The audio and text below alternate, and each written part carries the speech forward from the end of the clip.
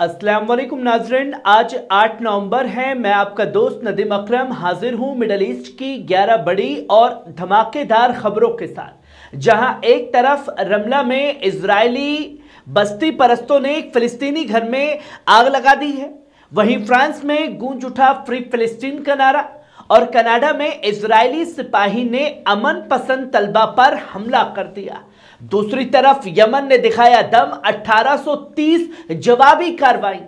Iran बोला हम दबाव में नहीं झुकेंगे। नाज़रीन, ये तमाम बड़ी खबरें आपकी स्क्रीन पर होंगी। जहां पहली खबर अपनी स्क्रीन पर देख सकते हैं, इजरायली बस्ती परस्तों ने रामला के पास फिलिस्तीनी घर को आग के हवाले कर दिया है। दोस्तों, ये खबर दिल दहला देने वाली है। कब्जे वाले वेस्ट बैंक के रमला के उत्तरी इलाके अबू फला गांव में इजरायली बस्ती परस्त मिलिशियाओं ने एक फिलिस्तीनी परिवार के घर को आग के हवाले कर दिया। गांव के लोगों ने बताया कि आधी रात के वक्त दर्जनों बस्ती परस्तों ने घर पर हमला किया, पत्थरबाजी की, तोड़फोड़ की और फिर पेट्रोल डालकर पूरे घर में आग लगा दी। अल्हम्दुलिल्लाह परिवार के लोग किसी तरह जिंदा बाहर निकल आए, मगर उनका सब कुछ जलकर राख हो गया है।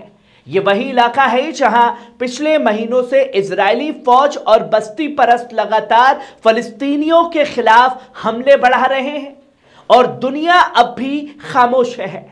वहीं आप दूसरी खबर देखिए, फ्रांस में इजरायली कॉन्सर्ट के दौरान फिलिस्तीनी एक्शंस का जोरदार एहतजाज। दोस्तों, पेरिस में हुआ एक इजरायली फिल्म हार्मोनिक कॉन्सर्ट उस वक्त हंगामे में बदल गया जब पैलेस्टीनी एक्शन फ्रांस के एक्टिविस्ट ने बीच कंसर्ट में ही एहतजाज शुरू कर दिया। उन्होंने इजराइल के गजा में जारी कत्लेआम के खिलाफ नारे लगाए, फ्लेयर जलाए गए और फ्री पैलेस्टीन के नारों से पूरा हॉल गूंज उठा। कॉन्सर्ट को 3 बार रोकना पड़ा और जब हालत काबू से बाहर हुए तो फ्रेंच पुलिस ने 5 प्रोटेस्टकारों को गिरफ्तार कर लिया। एक प्रोटेस्ट भीड़ में जख्मी हो गया। ये एहतजाज दुनिया को याद दिलाने की कोशिश थी कि संगीत की धुनों के पीछे गजा में अब भी इंसानियत चीख रही है। वहीं आप तीसरी खबर देखिए, कनाडा में फलस्तीनी समर्थक तलबा पर इजरायली सिपाही का हमला। दोस्तों, कनाडा के टोरंटो यूनिवर्सिटी में उस वक्त अफरा तफरी मच गई जब स्टूडेंट फॉर पैलेस्टीन की जानिब से चल रहे अमन पसंद एहतजाज पर एक इजरायली सिपाही ने हमला कर दिया। यह तलबा गजा में इंसानी हुकूक की पाबंदी और इजराइल के जुर्मों के खिलाफ आवाज उठा रहा था, मगर उसी वक्त स्टूडेंट सपोर्टिंग इजराइल के एक इवेंट में वो सिपाही पहुंचा जो गजा में जंग के दौरान शामिल रहा था। गवाहों ने बताया कि पहले उसने तलबा पर तशद्दुद किया, फिर मीडिया के सामने खुद को पीड़ित दिखाने की कोशिश की। लोगों ने यह भी कहा कि यही इजराइल की असल सियासत है, जहां जालिम हमेशा मजलूम बनने की एक्टिंग करता है और जो इंसाफ मांगे उसकी आवाज दबा दी जाती है। वहीं आप चौथी खबर देखें, यमन ने गजा की मदद में की 1830 कार्रवाइयां। अंसारुल्लाह यमन के रहनुमा अब्दुल मलिक अल हूती ने कहा कि गजा की मदद में हूतियों का किरदार पिछले 2 साल में बेहद निर्णायक रहा है। उन्होंने 34वीं अरब नेशनल कॉन्फ्रेंस में कहा कि इजराइल अमेरिकी मदद से पूरे इलाके पर जंग और जबर थोपना चाहता है। हूती ने बताया कि यमनी फोर्सेस ने गजा की हिमायत में 1830 ऑपरेशन अंजाम दिए। मिसाइल, ड्रोन, जंगी नौकाओं के जरिए 228 इजरायली जहाजों को निशाना बनाया गया और रशारश पोर्ट को 2 साल तक बंद रखना पड़ा। उन्होंने कहा कि अमेरिका और इजराइल ने यमन पर 3000 से ज्यादा हमले किए हैं, मगर आज भी यमनी कुव्वत डटी हुई है। हूती बोले, अगर उम्मत मुस्लिमा मुत्तहिद हो जाए तो इजराइल की जंग और अमेरिका की साजिशें हमेशा के लिए नाकाम हो जाएंगी। वहीं आप 5वीं खबर देखिए, ईरान के राष्ट्रपति बोले अपना न्यूक्लियर प्रोग्राम नहीं छोड़ेंगे। ईरान के राष्ट्रपति मसूद पेजेश्किन ने साफ कहा कि ईरान अमन और सलामती चाहता है, मगर किसी के दबाव में आकर अपना जोहरी प्रोग्राम कभी नहीं छोड़ेगा। उन्होंने साफ कहा कि पश्चिमी ममालिक एक तरफ बातचीत के बात करते हैं और दूसरी तरफ इजराइल को हथियार देते हैं, जो जब चाहे ईरान पर हमला कर देता है। 13 जून को इजरायली हुकूमत ने अमेरिकी मदद से ईरान पर हमला किया था, जिसे 12 दिन की जंग छिड़ गई। अमेरिका ने भी इस जंग में शामिल होकर ईरान के 3 जोहरी साइट पर बमबारी की, जो कि अंतर्राष्ट्रीय कानून की खुली खिलाफ वर्जी थी। ईरानी फौज ने जवाबी कार्रवाई में मकबूजा फिलिस्तीन के कई अहम ठिकानों और कतर के अमेरिकी एयरबेस अल उदीद को निशाना बनाया था। 24 जून को ईरान की कामयाब जवाबी कार्रवाई के बाद इजराइल और अमेरिका दोनों की जंगबंदी थम गई। वहीं आप छठी खबर देखिए, ईरान पाकिस्तान का नया इत्तेहाद। ईरान की पार्लियामेंट के स्पीकर मोहम्मद बाकिर खालीबाफ ने कहा कि ईरान और पाकिस्तान के बीच 10 अरब डॉलर की सालाना तिजारत का टारगेट हासिल करने के लिए बैंकिंग सिस्टम में सुधार बहुत जरूरी है। इस्लामाबाद में वजीर आजम शहबाज शरीफ से मुलाकात में उन्होंने कहा कि दोनों मुल्कों को सियासी, माशी और सिक्योरिटी मामलों में पहले से ज्यादा ताउन बढ़ाने की जरूरत है, ताकि ईरानी सदर मसूद पेजाशकिन के दौरे में हुए समझौते लागू हो सके। कालीबाफ ने भी 12 रोजा इजरायली जंग के दौरान पाकिस्तान की हिमायत पर शुक्रिया अदा किया और कहा कि मुश्किल वक्त में पाकिस्तान हमेशा ईरान के साथ रहा है। उन्होंने यह भी बताया कि अमेरिका ईरान के जोहरी प्रोग्राम पर इल्जाम लगाता है, मगर असल में इस्लामी दुनिया की तरक्की रोकना चाहता है। शहबाज शरीफ ने जवाब में कहा कि ईरान और पाकिस्तान का रिश्ता भाईचारे और एहतराम पर कायम है और पाकिस्तान ईरान के परमानेंट न्यूक्लियर हक की पूरी तायद करता है। वहीं आप 7वीं खबर देखिए, नेतन्याहू समेत 37 इजरायली अफसरों के खिलाफ गिरफ्तारी के हुक्म। गजा में जेनोसाइड के इल्जाम में इजरायली वजीर आजम बेंजामिन नेतन्याहू समेत 37 अफराद के खिलाफ गिरफ्तारी के हुक्म जारी किए गए हैं।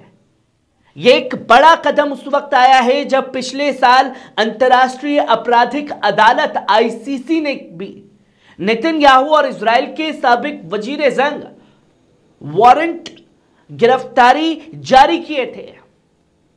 रिपोर्ट के मुताबिक इन इजरायली रहनुमाओं पर गजा और फलस्तीन में भूख को हथियार की तरह इस्तेमाल करने, कत्ल गारत, अजियत देने और गैर इंसानी जुर्मों के खिलाफ इल्जाम लगाए गए हैं।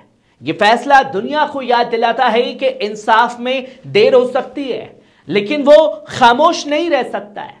वहीं आप 8वीं खबर देखिए, हमास ने कजाकिस्तान के इजराइल से रिश्ते बढ़ाने के फैसले को बताया। दोस्तों, फिलिस्तीनी मज़ाहमत तहरीक हमास ने कजाकिस्तान के उस फैसले की सख्त मजम्मत की है जिसमें उसने इब्राहिम समझौते में शामिल होने और इजराइल के साथ ताल्लुकात मजबूत करने का ऐलान किया है। हमास ने कहा कि यह कदम गजा में जारी नस्लकुशी को जायज ठहराने और इजरायली जंगजुओं के अपराधों को सफेद करने की एक नई कोशिश है। बयान में साफ कहा गया कि जब पूरी दुनिया इजराइल की जंग और जुर्म से किनारा कर रही है, ऐसे वक्त में किसी भी मुल्क का इजराइल से रिश्ता बनाना इंसाफ के खिलाफ और कत्ल आम का साथ देना है। हमास ने तमाम अरब और इस्लामी ममालिक से अपील की कि वो इजराइल के साथ हर तरह का रिश्ता तोड़े, फलस्तीनी अवाम की आज़ादी और मकसद इक्तिसाल में साथ दे। हमास ने साफ कहा कि तदबीर यानी नॉर्मलाइजेशन कभी भी कब्जे की हकीकत नहीं बदल सकता। वहीं आप 9वीं खबर देखिए, अमेरिका ने सीरियाई रहनुमाओं पर यह पाबंदियां हटाई। दोस्तों, बड़ी खबर सीरिया से जुड़ी है। अमेरिका ने आज सीरियाई इंतकाली दौर के रहनुमा अहमद अल शरा और वजीर दाखिला अनस खिताब पर लगी पाबंदियां हटा दी हैं। अमेरिकी खजाना वजारत के बयान के मुताबिक दोनों अफराद के नाम ग्लोबल टेररिस्ट की लिस्ट से हटा दिए गए हैं और यह फैसला उस वक्त आया है जब अहमद अल शरा अगले हफ्ते वॉशिंगटन में अमेरिकी सदर डोनाल्ड ट्रंप से मुलाकात करने वाला है। ब्रिटेन की हुकूमत ने भी इसी सिलसिले में अपनी पाबंदियां खत्म कर दी हैं। अमेरिकी मुस्तकिद टॉम बारक ने भी बताया कि वाशिंगटन अब इजराइल और सीरिया के दरमियान 5वें दौरे की बैठक की तैयारी कर रहा है, जिसका मकसद है साल के आखिर तक सरहदी अमन का मुकम्मल मुआहिदा तय करना। वहीं आप 10वीं खबर देखिए, अमेरिका और सऊदी अरब का रिश्ता अब तक का सबसे मजबूत रिश्ता बन चुका है। दोस्तों, सऊदी अरब की अमेरिका में सफीरा शहजादी रीमा बिन बंदर ने कहा कि रियाद और वॉशिंगटन के दरमियान रिश्ता आज तक का सबसे मजबूत रिश्ता है। उन्होंने कहा कि पहले यह रिश्ता सिर्फ ऊर्जा और दिफा पर बना था, लेकिन आज ये टेक्नोलॉजी, इनोवेशंस और कारोबार पर कायम है। रीमा ने अमेरिका के साथ सऊदी अरब की अमन पसंद और सियासी साझेदारी पर फख्र जताया है और कहा कि यह रियाद रूस यूक्रेन से लेकर सीरिया, गजा और सूडान तक हर मोर्चे पर अमन के लिए काम कर रहा है। उन्होंने साफ कहा कि हम अमेरिका के साथ कदम से कदम मिलाकर चल रहे हैं, क्योंकि दुनिया में अमन अमेरिका के बिना मुमकिन नहीं है। रीमा ने यह भी कहा कि सऊदी अरब अब अमेरिका का दोस्त और ताकत का हिस्सेदार बनना चाहता है, जो उसके साथ मिलकर तरक्की करे ताकि दोनों मुल्क एक साथ जीते, ना अलग अलग। वहीं आप आखिरी और 11वीं खबर देखिए, ईरानी रिवोल्यूशनरी गार्ड ने इजरायली सफीर के कत्ल की साजिश रची। दोस्तों, अमेरिका के एक अफसर ने बड़ा खुलासा किया है कि ईरान की इस्लामिक रिवोल्यूशनरी गार्ड कॉर्प्स यानी IRGC ने मैक्सिको में इजराइल की सफीरा ऐनात क्रॉन्स नेगर के कत्ल की साजिश रची थी। रिपोर्ट के मुताबिक यह प्लान पिछले साल के आखिर में शुरू हुआ था और इस साल की पहली छमाही तक सक्रिय रहा है। हालांकि अमेरिकी एजेंसियों ने इस साजिश को वक्त रहते नाकाम बना दिया और अब कोई ताजा खतरा नहीं है। अमेरिकी अफसर ने यह भी कहा कि यह ईरान की उसी पुरानी रिवायत का हिस्सा है जहां वो दुनिया में अपने मुखालिफ सहाफियों और सियासी लोगों को निशाना बनाता है।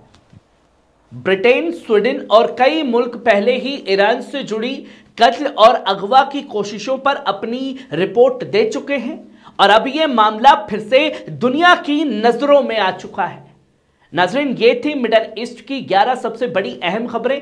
आपको कैसी लगी कमेंट बॉक्स में आकर के अपनी राय जरूर दीजिएगा। शुक्रिया।